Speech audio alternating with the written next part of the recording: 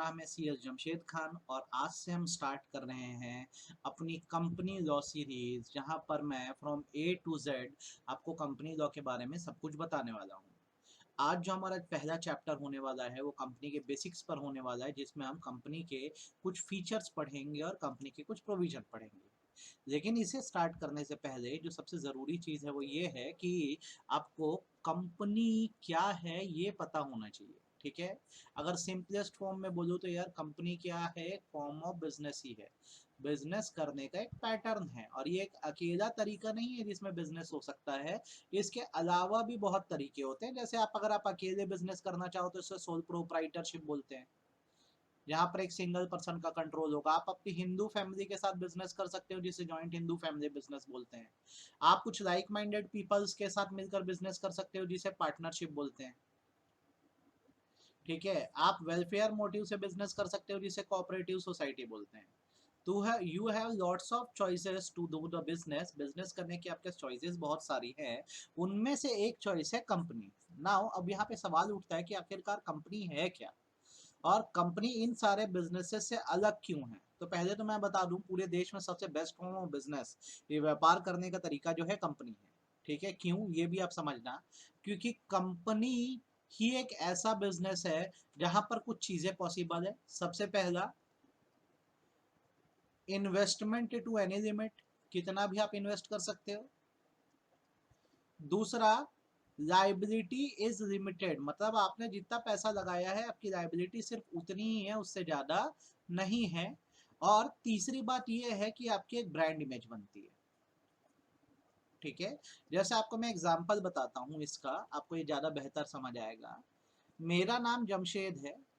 ठीक है, मैं कहता हूँ कि मेरे दिमाग में एक आइडिया है। ठीक है, इस आइडिया से एक बिजनेस स्टार्ट किया जाएगा। ये बिजनेस सोल प्रोप्राइटरशिप फॉर्म में होगा। सोल प्रोप्राइटरशिप मतलब मैं जमशेद जो हूँ इस बिजनेस को अकेला चलाऊंगा, मेरे नाम से बिजनेस चलेगा। अब मैं आपको इनवाइट करता हूँ कि आप क्या करो, इसमें इन्वेस्टमेंट करो।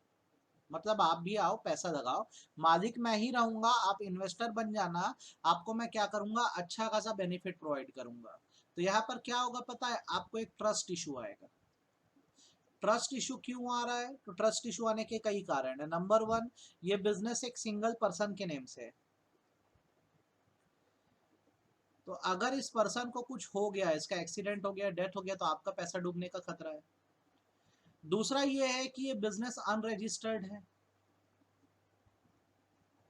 ठीक है, इस पर्सन ने स्टार्ट किया, उसका आइडिया जब तक चला रहा है, बंद कर देगा क्या कर दोगे। तो एक जो है विश्वास जनरेट नहीं होता। लेकिन अगर मैं ये बोलता हूं कि मेरे माइंड में एक आइडिया है, मैं अपने नाम से नहीं, एक कॉमन नाम से, एक एलेक्जर कम्युनिकेशन, ठीक है, लिमिटेड के नाम से बिजनेस स्टार्ट कर रहा हूं, तो दो चीजें होंगी। एक तो यहाँ पे एक सिंगल पर्सन का नेम था तो आपको थोड़ा उतनी वैल्यू नहीं दिख रही थी। सिंगल पर्सन का जो इमेज होती है उतनी बड़ी नहीं हो सकती जितनी एक दूसरे बड़े ब्रांड की हो सकती है। तो मैंने जमशेद की जगह जब नाम एलेक्जर रखा तो इसका एक इम्पैक्ट अलग गया। दूसरा, मैंने यहाँ लिमिटेड वर्ड लगा दिया तो इससे ये स्पेसिफाई हुआ कि अगर कोई पैसा लगाएगा तो उसको सिर्फ लिमिटेड लाइबिलिटी सहनी है, उससे ज़्यादा नहीं। तीसरी बात, ये शो किया गया कि ये बिजनेस रजिस्टर्ड है। ये बिजनेस रजिस्टर्ड है तो इससे क्या होगा, अब आपका एक कॉन्फिडेंस आएगा बिजनेस में पैसा लगाने का, क्योंकि एक पर्सन के नाम पे बिजनेस नहीं चल रहा है, कॉमन नेम पे चल रहा है। तो एक आपका ट्रस्ट इशू सॉल्व होगा। दूसरा, आपको ये समझ आएगा कि आप जो मनी लगाओगे आपको सिर्फ उतना ही पैसा पे करना, आपसे एक्स्ट्रा कुछ नहीं मांगा जाएगा। तीसरी बात, आपको ये पूरा कॉन्फिडेंस रहेगा कि कंटिन्यूटी बनी रहेगी, क्योंकि जब इस एलेक्जर कम्युनिकेशन लिमिटेड को बनाया गया है तो लिमिटेड वर्ड लिखा जाने का मतलब ये है कि ये बिजनेस टोटली रजिस्टर्ड हो गया है। तो मेरा कहने का मतलब बेसिकली ये, बिजनेस करने के आपके पास बहुत सारे रास्ते हैं। बट क्या होता है, जब आप अपने नाम से बिजनेस करते हो तो आपका जो खुद का कैरेक्टर है, योर ओन पर्सनल कैरेक्टर, और बिजनेस का जो कैरेक्टर है वो सेम होता है, क्योंकि आप हो तो बिजनेस है, आप नहीं तो बिजनेस नहीं। लेकिन जब आप कोई कंपनी रजिस्टर्ड कराते हो तो एक सेपरेशन हो जाता है। सेपरेशन किस बात का होता है कि आप एक कॉमन इंडिविजुअल हो, दैट्स गुड। कंपनी जो है वो एक सेपरेट बॉडी हो जाती है जो अपने नाम से सारी वर्किंग कर सकती है, और इसमें फुल्ली अलाउ किया जाता है कि कोई भी आकर जुड़ सकता है, किसी एक पर्सन की ये कंपनी नहीं है। तो सबसे बड़ा फीचर आपको जो ध्यान रखना है और पता होना चाहिए वो ये है कि कंपनी एक ऐसा बिजनेस है जिसमें natural person is different from the company form of business. हम अलग हैं, कंपनी अलग है, ये चीज सोल प्रोप्राइटरशिप में पॉसिबल नहीं थी। तो ये पहले तो बेस आप समझ लो, ठीक है। अब इसको हम थोड़ा सा अगर प्रॉपरली डिफाइन करके पढ़ें ये क्या है, तो देखिए आप समझिए, एक एक बात को, मेरे एक एक शब्द को समझिए तो आपको ये बेहतर समझ आएगा। Company denotes an association of like minded person, एक जैसी सोच के लोग जब मिलते हैं, form for the purpose of carrying on some business और अंडरटेकिंग, ठीक है। जब लोग मिलते हैं एक तरह का बिजनेस चलाने के लिए तो उसे कंपनी बोलते हैं। अगर इसकी आप लीगल डेफिनेशन कहेंगे तो कंपनीज एक्ट 2013 में सेक्शन 2 सबसेक्शन 20 कहता है, ठीक है, कि company means a company incorporated under this act. Under this act मतलब होता है इंडियन कंपनीज एक्ट 2013। ये वो लॉ है जो आज की डेट में हमारे देश के कंपनीज पर लगता है।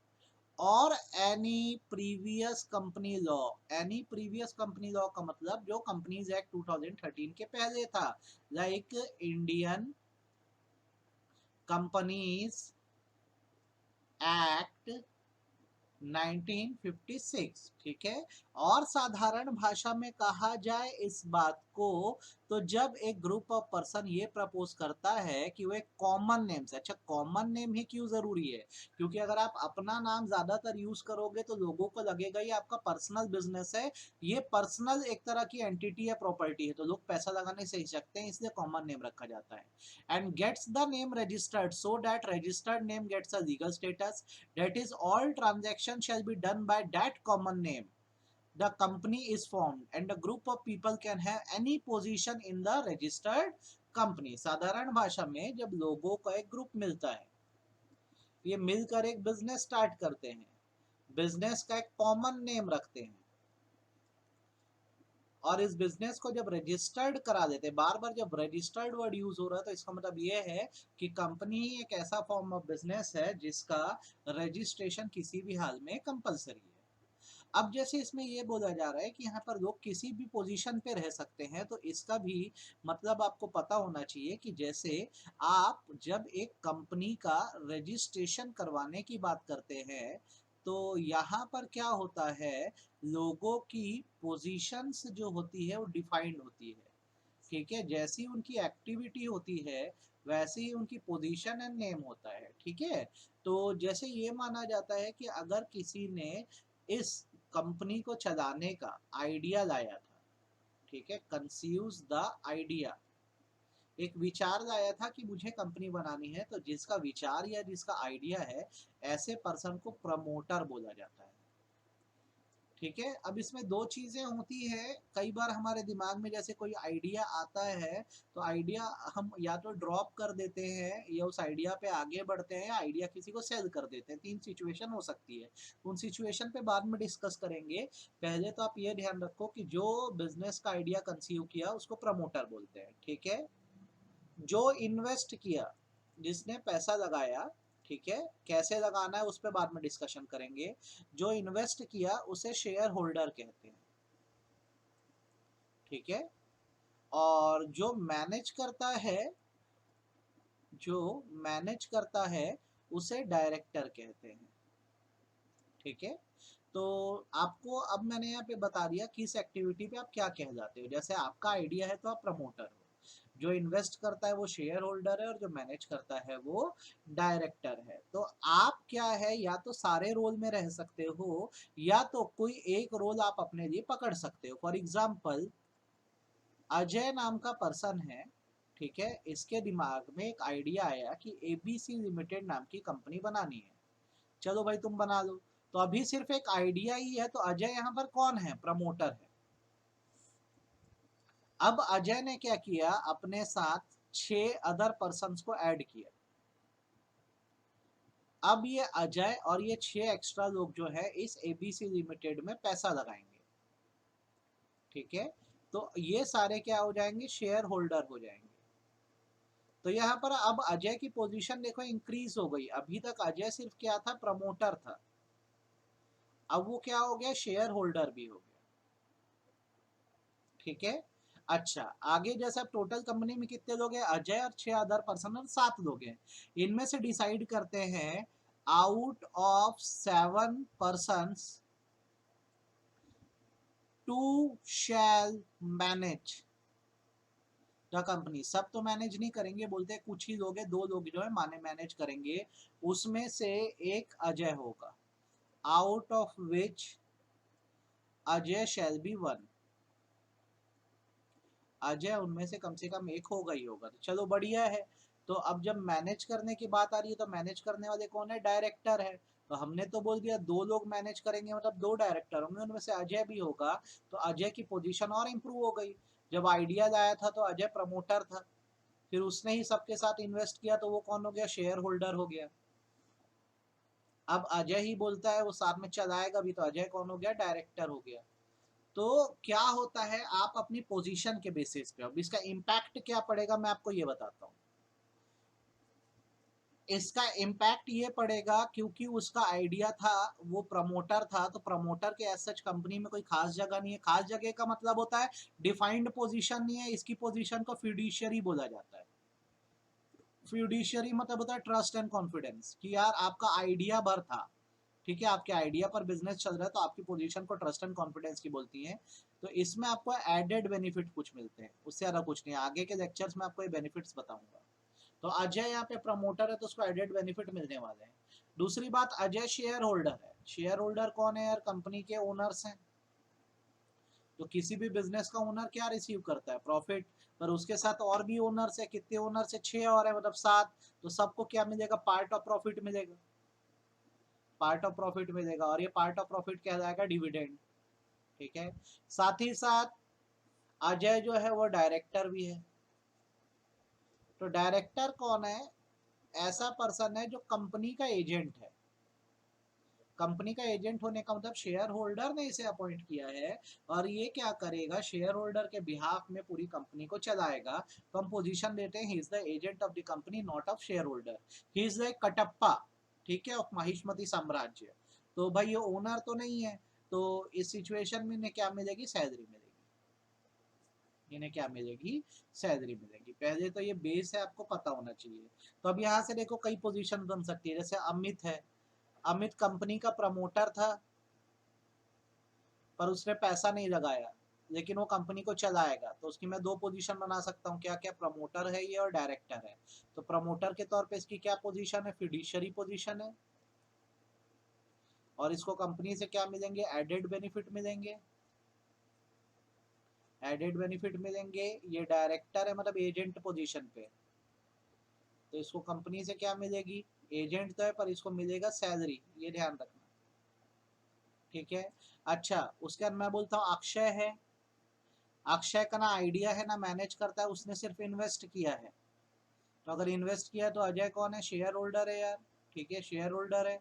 तो शेयर होल्डर कौन है, कंपनी का ओनर है। तो क्योंकि ओनर है तो उसको हम क्या मिलेगा, प्रॉफिट का एक पार्ट मिलेगा, जिसको क्या बोलेंगे, डिविडेंड बोलेंगे। ठीक है। मैं बोलता हूँ मेरा नाम जमशेद है, आइडिया मेरा था, आइडिया मेरा था, बट ना मैंने कोई इन्वेस्टमेंट किया, इन्वेस्टमेंट किया। ठीक है। ना ही मैं मैनेज करता हूँ। तो मैं कौन हुआ, मैं सिर्फ हुआ एक प्रमोटर। मतलब मैं कंपनी का ना ओनर हूँ ना एजेंट हूँ, बस मैं एक ट्रस्ट एंड कॉन्फिडेंस के रिलेशनशिप में कंपनी में हूँ। तो कंपनी एक ऐसा बिजनेस है कि once you get the name registered, ये आपकी चॉइस होती है आप उस कंपनी के साथ किस पोजीशन में रहना चाहते हो। फॉर एग्जांपल कंपनी है Reliance industries limited, Reliance industries limited. अब यहाँ पर जो श्री मुकेश अंबानी है, जो श्री मुकेश अंबानी है, ठीक है, भाई उनका इन्वेस्टमेंट है इस कंपनी में। तो क्योंकि इन्वेस्टमेंट है तो ये माना जाएगा ये शेयर होल्डर है। In other terms he is the owner of the company, और इनको क्या रिसीव होना चाहिए, डिविडेंड रिसीव होना चाहिए। ठीक है। क्योंकि ये कंपनी को मैनेज भी करते हैं, चलाते भी हैं, he is the managing director of the company, तो ये डायरेक्टर है, मतलब रिलायंस के एक तरह से एजेंट भी यही है, ठीक है। और इसके बदले इनको क्या मिलती है, सैलरी मिलती है।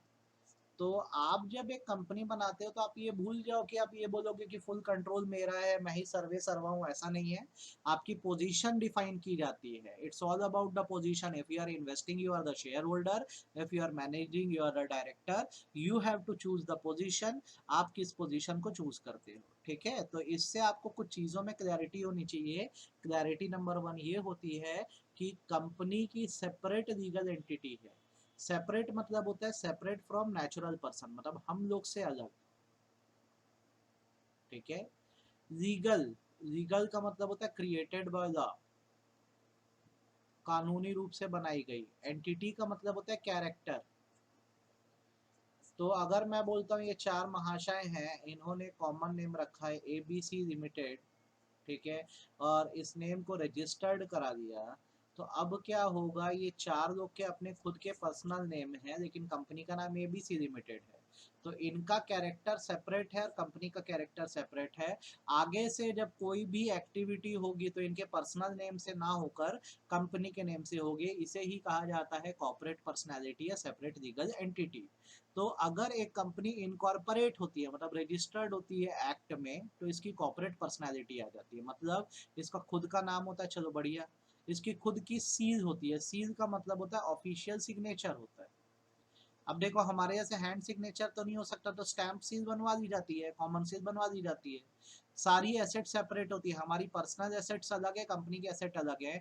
और ये जो नेम है मेंबर के पर्सनल नेम से नहीं चलता, तो ये मेंबर से डिस्टिंक्ट है, ठीक है। ये माना जाता है कि कंपनी खुद में एक अपने आप में कैरेक्टर है उन मेंबर से अलग जिन्होंने इसे कंपोज किया है, बनाया। कंपनी अपने नाम से प्रॉपर्टी परचेज कर सकती है, मतलब प्रॉपर्टी खरीदी जाएगी तो एबीसी लिमिटेड के नाम से। डेप्ट इनकर कर सकती है, मतलब उधार दे सकती है। मनी बोरो कर सकती है, ठीक है। बैंक अकाउंट ओपन कर सकती है, लोगों को अपॉइंट कर सकती है, कॉन्ट्रैक्ट में एंटर कर सकती है। कंपनी किसी पर केस कर भी सकती है और कोई कंपनी पर भी केस कर सकता है। It means just like a natural person, जो शक्तियां हमारे पास है, लगभग सारी शक्तियां कंपनी एक रजिस्टर्ड होने के पा जाती है बिजनेस में, और वो भी सारी बिजनेस एक्टिविटी अपने नाम से कर सकती है, ठीक है। आगे इन वर्ड्स को आपको थोड़ा सा अच्छे से ध्यान रखना है, ठीक है। A share holder can not be held liable for the act of the company even if he hold virtually the entire share capital. ये बहुत अच्छी खूबसूरत बात है कंपनी को लेकर कि अगर मैंने कंपनी बनाई है, सारा शेयर कैपिटल मेरा ही है। तो बनाने का मतलब यार मैंने तो रजिस्टर्ड करा दिया, मान लो एक्स वाई जेड के लिमिटेड के नाम से। अब ये माना जाता है कि मैं एक सेपरेट नेम का अलग पर्सन हूँ और कंपनी एक अलग नेम से चल रही है।